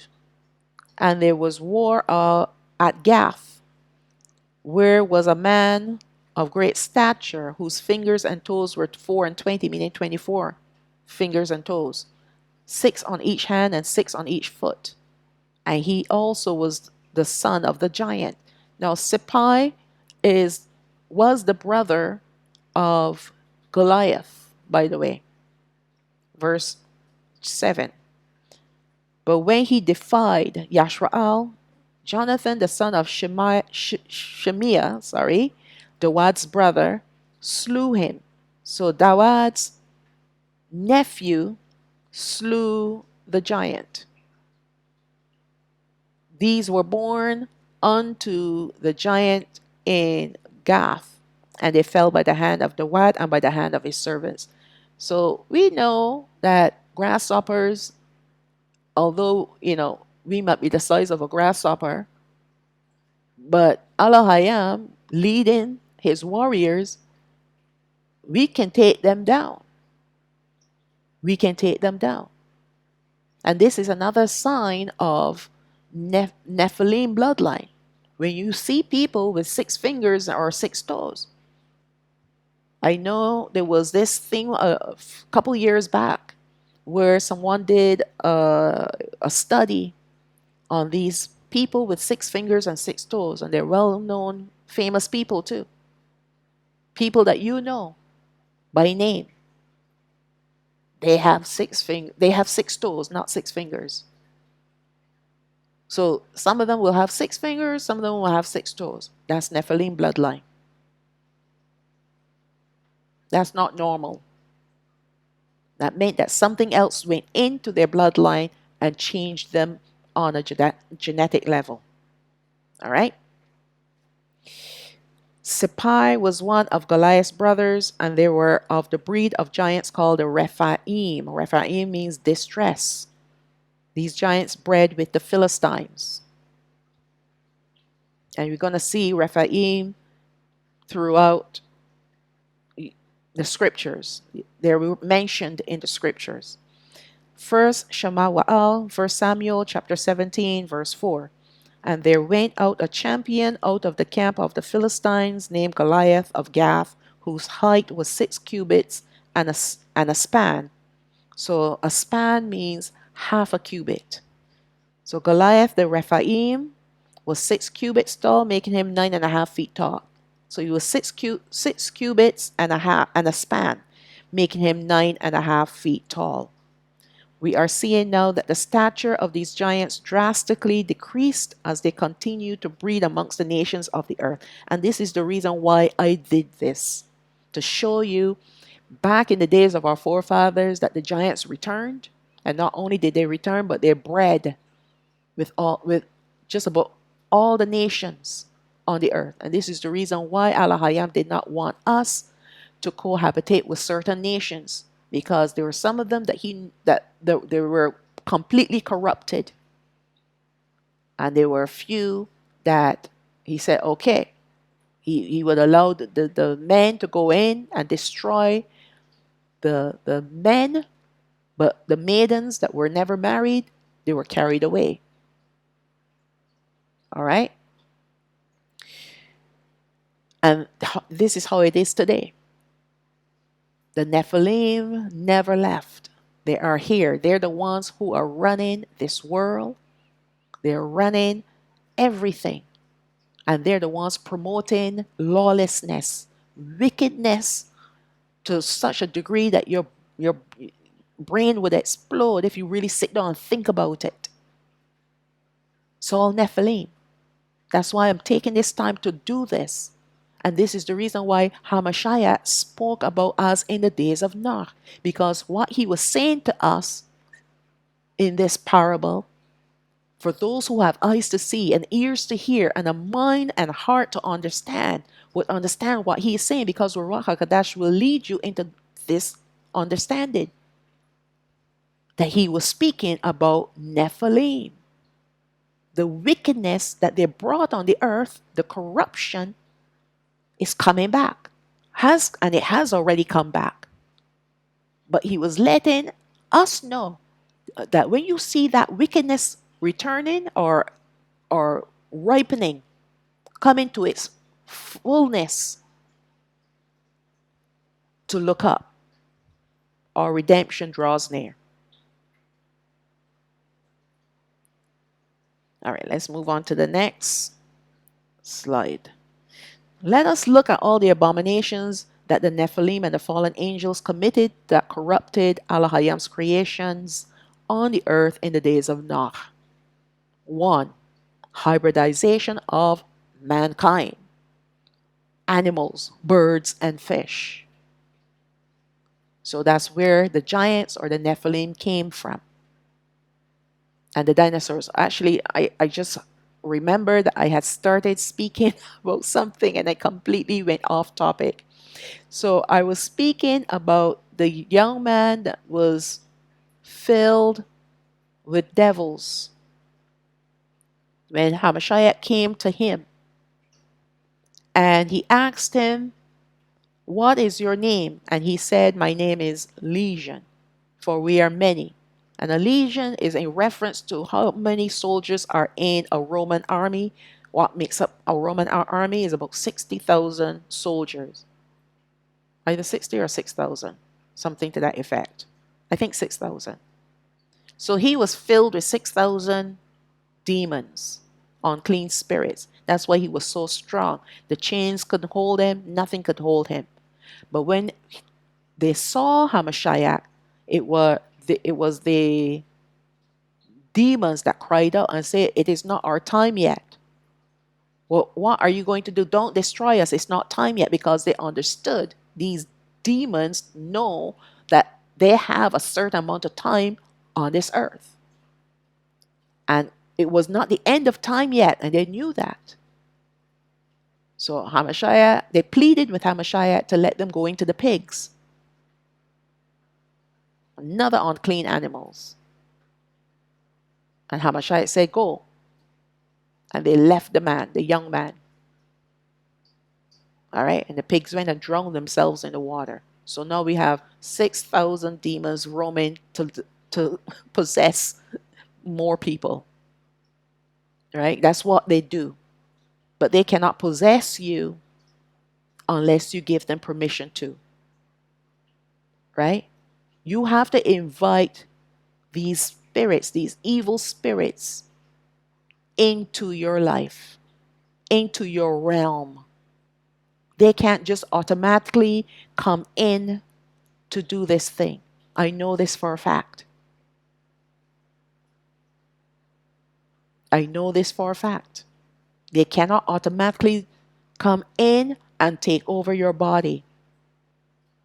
First of all, you have the hand of Alahayam guarding you. Even while you were living in sin, they couldn't come in and take over. Because if he has a particular purpose for you, there's nothing that they can do to cause you to invite them in. Alahayam would not permit them. All right? But these Nephilim, they have an insatiable appetite, and they're looking for host bodies. And when you see people acting weird, they have Nephilim spirits in them. And these spirits, they like to invite other spirits to come in to make this person even more vile and violent. And this is where we have the dinosaurs. The hybridization is what produced the Nephilim, and the Nephilim produced the dinosaurs. Number 2, the mixing of species through experimentation, also hybridization. And that's where you get the dinosaurs and all the different kinds of flying creatures and the ones in the sea that were in the sea. Number 3, intercourse with angels, animals, birds, and fish, same genders. So the point that I'm making here is when you step out of boundary, that invisible boundary where you have to stay within your own species.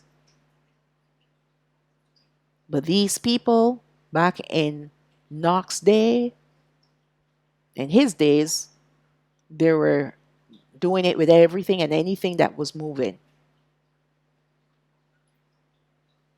It's perversion, an abomination. Number 4, destruction of mankind in wars, the making of weapons and shields to prolong wars, and the destruction of mankind. You see, the whole idea is that these Nephilim, they want to destroy mankind, the creation that Alahayam placed on his earth. The original copy that Alahayam placed on the earth. Why? Because he created man to be in his image. And the fallen angels hate Alahayam, and therefore they will hate anyone who has his image. So they want to corrupt people, even his creations, his vegetation, his animals, his creatures, what have you, from their original copy, to make them perverse and corrupted in all their ways.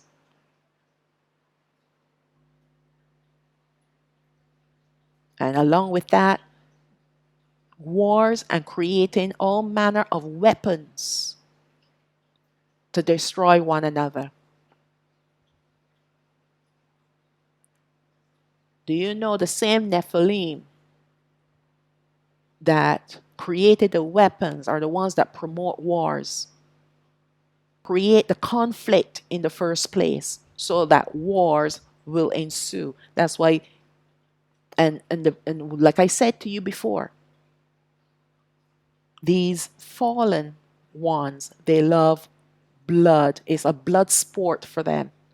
When there are wars going on the land, blood sport. It gives them pleasure and it gives them power.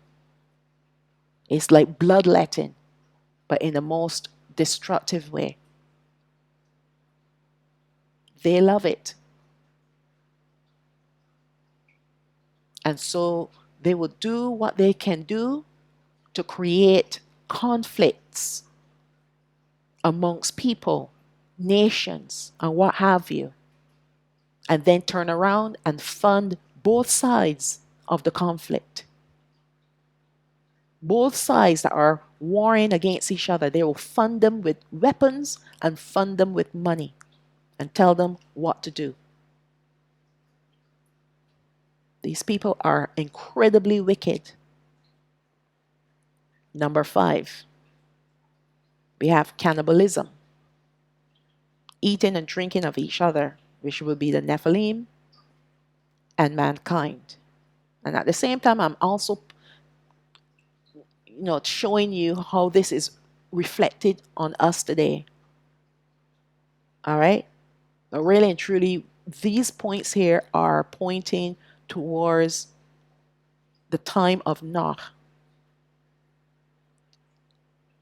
But when you look at these things that the fallen, both the Nephilim and the angels, were doing in Nach's times, we can easily see how they are correlating with us today. Easily. Cannibalism. They were eating and drinking each other, eating mankind. Today we're seeing a rise of cannibalism like nothing before. It was an abomination. No, people wouldn't even think about eating or drinking human blood. But you got the entertainers promoting this abomination.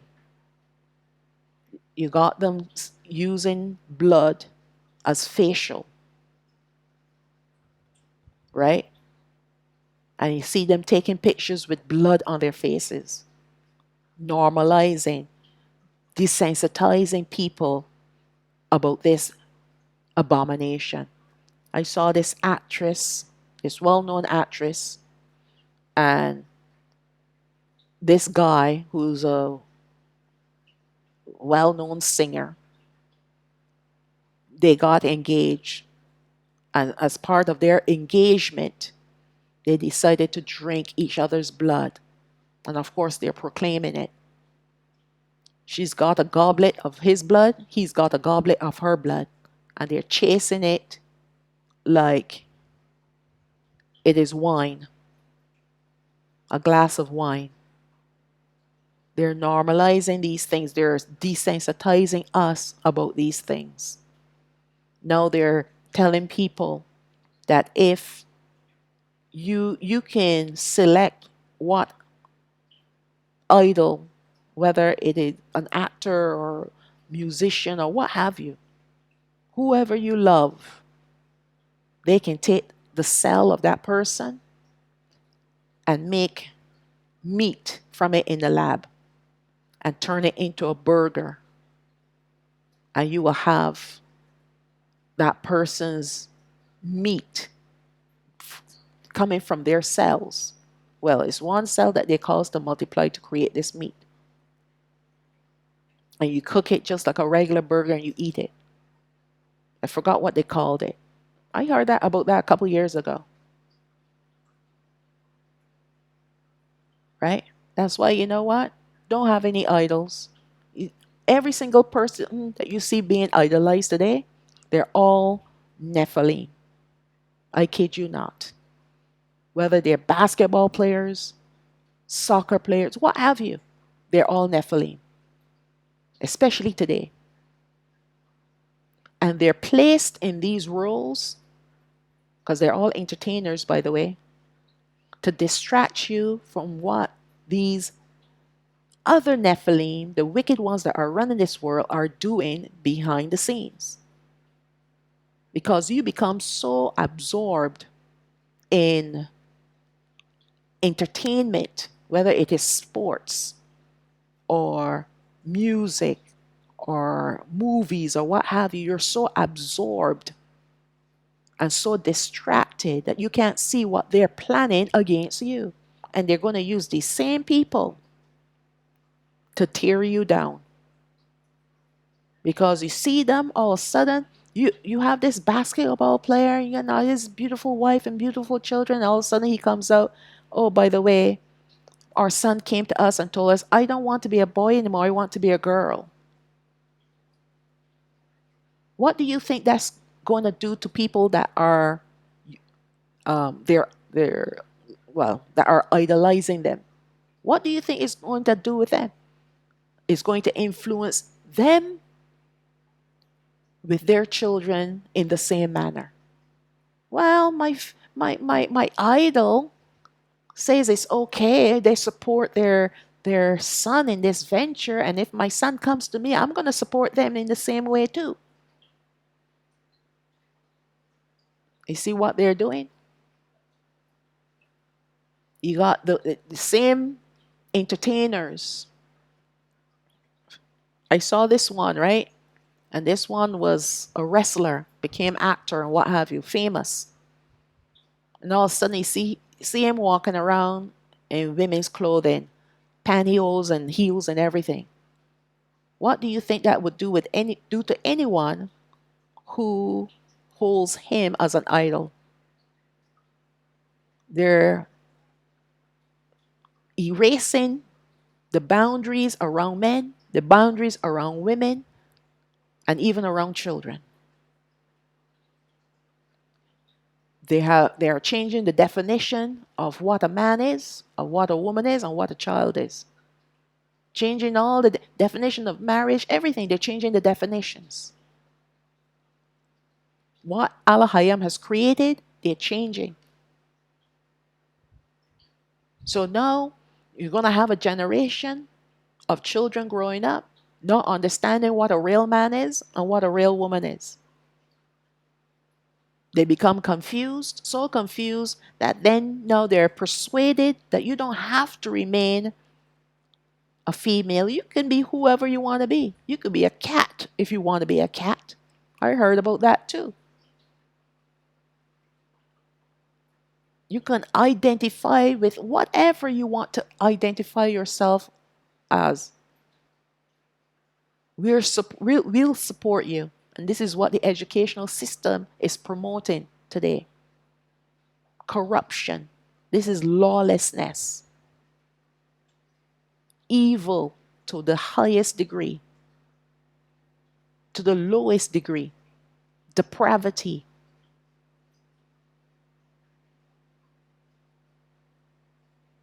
All right? And cannibalism is rising up there. Cannibalism is one of those things that a normal person would never think about doing.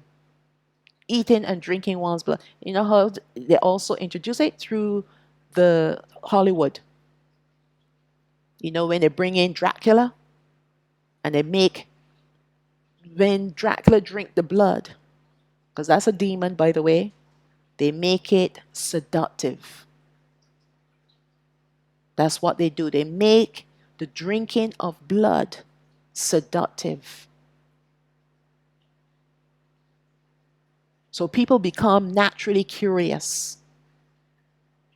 And they start to dress like a vampire and behave like a vampire.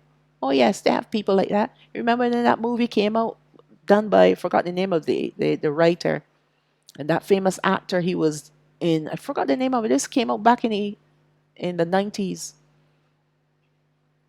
All these promoting demonic activities, wickedness,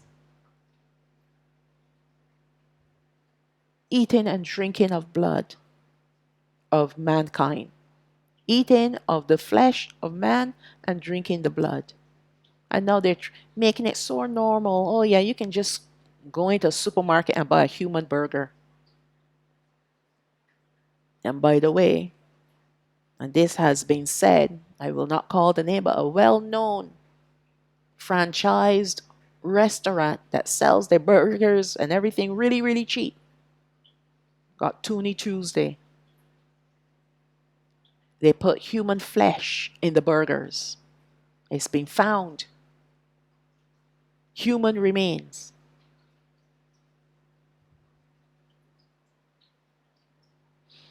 All right. This is really sickening stuff. All right. And this is why stay out of those fast food restaurants. Even if they're giving you a burger for $1, ask where that meat is coming from. It is not from a cow. They're complaining that cows are causing the crisis in the climate. You think that they're going to be making burgers out of cows? Stop buying those cheap food. Grow healthy food and eat clean. And pray over your food. Whatever you can't grow and you have to buy in the supermarket, pray over your food before you eat it. These people are so wicked. I remember I did a study a long time ago how they're trying to incorporate cannibalism in our diets without us knowing. They put them in the jibby jabs. All of them, even the ones for, you know, influenza, all of them. They have um, human genetic material in there. Then I did a research and found that this particular company in America specializes in taking the D-N-A- the cells from babies that were killed early, that were destroyed from the womb. If you know what I'm talking about. All right? They take that material and they incorporate it in drinks, in food, in makeup, you name it. There's a company that does it. And they put it out there too. They put it out there too. So you're eating these potato chips and they taste so good and you don't know why, you just want more. Why? Because they put and then use the same tissue as taste enhancers. That's why you can't eat one chip, you got to keep eating more. You know those that particular slogan? Can't just have one, you have to keep eating. That's because they put cells in human cells in your food. Makeup, everything. And there's a list of them too. A list of items.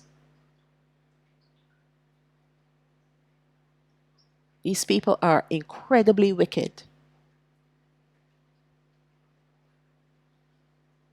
Number 6, beautifying oneself to entice and seduce. And this beautification was not limited to females, but males for males. Makeup, like I said, was not created to make women beautiful. It was created to make men look like women. That's what it was created for. They want that nice feminine glow. They don't have it. Men don't have that. Men have brawn, women have beauty. Yes, men can be handsome, but there's a masculinity, a masculine energy that comes with men that is attractive to women. And it's the same, and it's vice versa with men and women. But if you change the the physical appearance of women to that of what men would look like if they dressed up as women, then you have achieved in causing men to lust after other men dressed like women. I'll give you a perfect example. Years ago, when I started investigating about this, and I told my friends about the different people that they like to see in movies or singers and what have you, and I tell them, listen, even sports people too. I said to them, this person that you're looking at, that you're lusting after, is not a real woman. It's a man. They didn't believe me. They thought I was crazy.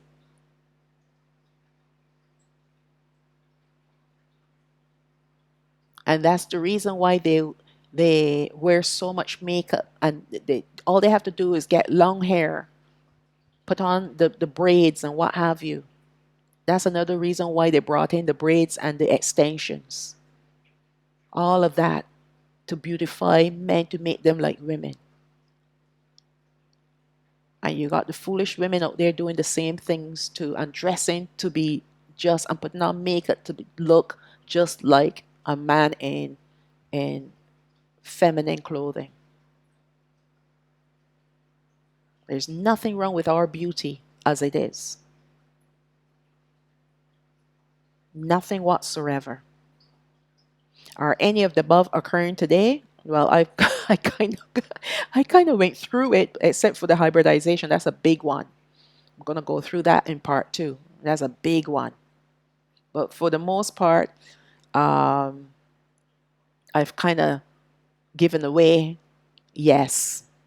Without a doubt, if you're following along with any of these studies, you will know that they are. If you're a keen observer, looking at the world around you, paying attention to the increase of lawlessness and wickedness amongst mankind, your answer will be a definite and resounding yes. We have seen these kinds of abominations in news articles, on social media, and the media increasing over the years, and worse today than it was yesterday.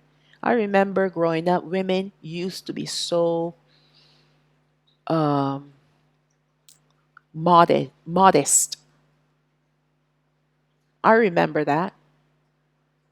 Women were modest. Today, you got women walking around with nothing on. Nothing on. And especially the ones, and they're doing it because their idols are doing it. When you got the one swinging on a what do you call those balls now that knock down buildings? And it's naked with only a pair of boots on. Well, that's a boy anyway. That's a boy. I'm not going to call its name. But you see them on stage performing. And they're all Nephilim, by the way. Nephilim conversions, upside down versions. The males are females, the females are males. They've perfected it because they captured them in the womb, and not a regular womb either. I'm talking about the pods, because they do have baby farms. If you notice, these people just pop up off the scene like nothing. All of a sudden, they got a sad stories that come from rags to riches or what have you. And they become so popular and so famous and so rich. And their music is over the airwaves 24/7. I remember when I was working in this company, they used to play these particular songs every hour on the hour. Why? Because the music that these creatures sing is all witchcraft. That's how they get people to be under their spell, to fall in love with them and be mesmerized by them. Because if you give ear to their lyrics, then you become seduced by their evil spirits. We're going to talk more about this in the next section. They're all evil spirits. They're all filled with Nephilim spirits, and they are offspring of Nephilim. They were created in labs. And then you know how I know this? Because they're bringing out, they have introduced to the world the baby pods. So we know that the pods that they're showing us today are at least 50 years behind what they have today, what they have hidden underground. We will compare the abominations of today with those done in Nach's era. This we will look at in detail in part 2 of this study. So we're going to go back over these 6 points and we're going to compare again with what is going on today. So let us look at what Alahayam had created first, then we will see the abominations of these creatures called the Nephilim. HaMashayach chapter 6, book of Genesis chapter 6 verse 19. And of every living thing of all flesh, 2 of every sort shall you bring into the ark, to keep them alive with you. They shall be male and female. Of fowls after their kind, and of cattle after their kind, of every creeping thing of the earth after his kind, 2 of every sort shall come unto you, to keep them alive. So this is Alahayam Yahawah speaking to Nach, and these are the unclean animals. All right, 2 by 2. The clean animals were 7 by 7. 7 males, 7 females. And here, 2 of every kind. 2 males, 2 female of their own species. From the beginning, Alahayam Yahawah created animals, birds, fish, and man with their female counterparts to preserve the species. He did the same with fruits and vegetables. It is also why he created a boundary to keep animals from cohabitating with each other. And he created man in his image to have dominion over the creatures he created.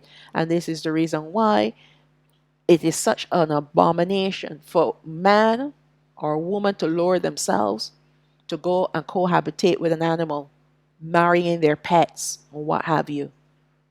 Absolutely repulsive.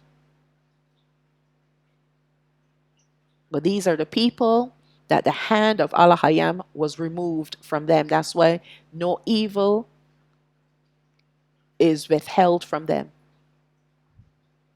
They're full-blown wicked. HaMashayach chapter 1, Genesis chapter 1, verse 11. And Alahayam said, let the earth bring forth grass, the herb yielding seed, and the fruit yielding fruit after his kind, whose seed is in itself. This is what Alahayam created. Everything must produce seed after itself. Not all grass brings forth seed, but we know when you have weeds in the garden and you pull them out, they grow again. Why? Because they reproduce through their roots. And they spread through their roots. Some herbs, some grasses produce seeds, and his fruits. And even trees that don't bear fruits, they produce seeds. All right? Look at the mahogany tree. It produces a pod. And when that pod breaks open, you have these things that look like, we used to play with them as children growing up. And we used to throw them in the air and they used to fly around like a helicopter. Those are seeds for the mahogany tree, so that when the pod drops and breaks open, the wind picks up the seeds and scatter them far and wide. And if they find good ground, then they're going to grow and reproduce after its parent tree. And so the cycle continues. Verse 12. And the earth brought forth grass, and herb yielding seed after his kind, and the tree yielding fruit, whose seed was in itself after his kind. Not in a lab, but in itself. And Alahayam saw that it was good. Verse 21 of the same chapter and book. HaMashayach, chapter 1. And Alahayam created great whales and every living creature that moved, which the waters brought forth abundantly after their kind, and every winged fowl after his kind. And Alahayam saw that it was good. And Alahayam blessed them, saying, Be fruitful and multiply, and fill the waters in the seas, and let the fowl multiply on the earth. So he created these creatures on the earth, and whether on the earth or in the sea or in the air, to reproduce after their own kind. And he blessed them and told them to be fruitful and multiply. It was given for his creation on the earth to multiply after its own kind. Verse 24 of the same chapter and book. And Alahayam said, Let the earth bring forth the living creature after his kind, cattle and creeping thing, and beast of the earth after his kind. And it was so. And Alahayam made the beast of the earth after his kind, and cattle after their kind, and everything that creeps upon the earth after his kind. And Alahayam saw that it was good. And Alahayam said, Let us make man in our image after our likeness, and let them have dominion over the fish of the sea, and over the fowl of the air, and over the cattle, and over the earth, and over every creeping thing that creeps upon the earth. So Alahayam created man in his own image. In the image of Alahayam created he him, male and female created he them. So we were created in his image to have dominion over his creation, not to cohabitate with them. Because you got to lower yourself in order to cohabitate with animals or creatures of any kind. All right? Just like those angels, the 200 watchers, lowered themselves to cohabitate with the daughters of men. Abominations. Verse 28. And Alahayam blessed them, and Alahayam said unto them, Be fruitful and multiply, and replenish the earth and subdue it, and have dominion over the fish of the sea, and over the fowl of the air, and over every living thing that moves upon the earth. This is who we were created for. We were created to be like the sons and daughters of Alahayam, in his image, in his likeness, to have, originally, to have his power. When Adam and Hawa were created, and they were in the image of Alahayam, the angels trembled before them. It's when they lost their power, when they lost their glory, that now Adam and Hawa tremble before angels and their offspring as well. But when we reclaim our glory, that is going to be double portioned. The angels will once again tremble before us. So when you think about that, why would you want to lower yourself to anything else, anything beyond what Alahayam created us for? Why would you want to lower yourself? It is the devils that want you to become an abomination, so that you become their tool in destroying mankind and destroying yourself too at the same time. The Nephilim changed Alahayam's creations in Nach's days, making them abominations in his eyes. But these abominations have also been committed throughout the generations of the existence of man, even today, by the offspring of the Nephilim. So everything, all the wickedness that you're seeing today, this is not happening in isolation, these are the result of the Nephilim that came on the earth after the flood. They're still in existence. They live long lives. Very, very, very long lives. But they're hidden. And they also have offspring. They have their bloodline on the earth. They've always had their bloodline on the earth, as we have read from various scriptures. The Philistines, the Ammonites, the Moabites, you name it, they all were infiltrated by Nephilim. And we're going to see how else Nephilim has infiltrated other races, even today. We're going to see that in part 2. Their stature, for the most part, have shrunken considerably as they had assimilated themselves amongst us. Now do you understand why laws that promote abominable acts are being passed? Why evil is rampant, but the judicial system, along with the authorities, are no longer upholding the protection of the innocent or the victims? The criminals have all the rights, and those who flagrantly break the laws of Alahayam are also supported and protected. Today, all these agendas are the works of the Nephilim and the fallen angels, aimed at either the corruption of mankind or our destruction, or both. Our only hope is HaMashayach, who will soon return. And when he returns, the first thing he's going to do is take his people off the earth, take the southern kingdom off the earth. Then he's going to allow them to carry out the rest of their agendas so that he can bring the northern kingdom home. All right, all this while, he's bringing his judgments on the earth, just like what we're seeing today. All these things that you're seeing are his judgments, sifting who will serve him, who will worship him, and who will not. He already knows who belongs to him, so it's no surprise if people turn against him. But the real issue here that HaMashayach was speaking about, as in the days of Nach, is to do with the Nephilim, the fallen. Not just the angels, the fallen angels, but their offspring that are corrupting not only mankind again, and even greater than they were before, but his creation as well.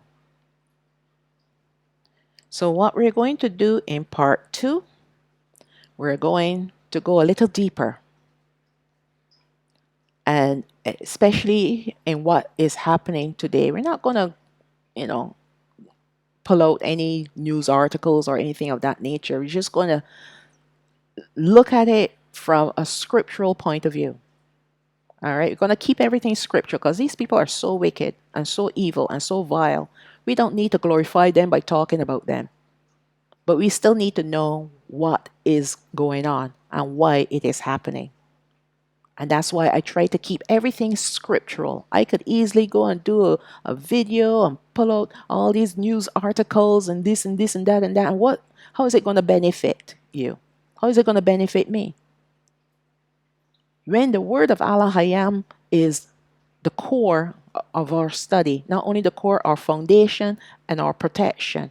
And when we look at the vileness of these wicked creatures, then we have the protection of Alahayam Yahawah with us and upon us, so that the knowledge of what they're doing, what these creatures are doing, will not bring fear. It will not bring fear. You have the different